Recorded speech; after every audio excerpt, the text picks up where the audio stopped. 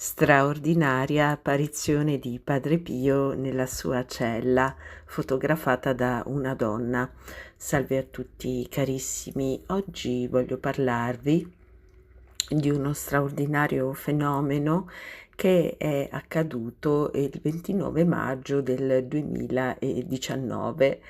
C'era un gruppo di pellegrini in visita a San Giovanni Rotondo,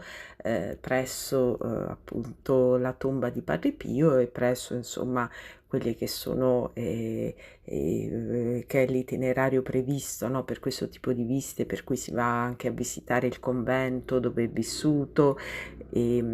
si va a vedere quella che è la celletta numero 5 che gli ha abitato, che chiaramente è protetta da un vetro di protezione. Ecco che cosa è successo? Che il 29 di maggio del 2019 una signora che faceva parte appunto di un gruppo di pellegrini venuti dal Brasile stava scattando delle foto alla cella numero 5 dove ha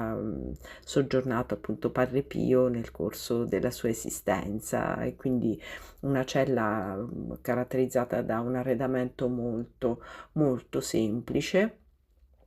e sobrio,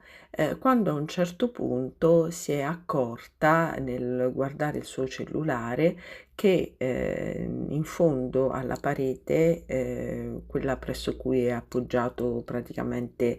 il letto, era apparsa un'immagine di Padre Pio, un'immagine tridimensionale, e chiaramente lo stupore è stato veramente pazzesco, insomma, e quindi si grida chiaramente al miracolo. E quindi niente, carissimi, vi lascio alla contemplazione di queste immagini affinché possiate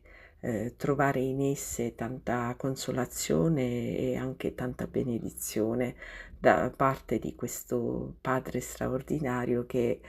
continua a esserci vicino e non ci abbandona mai, è presente ora più che mai nei luoghi che gli sono stati più cari e nelle vite di coloro che lo pregano e lo invocano.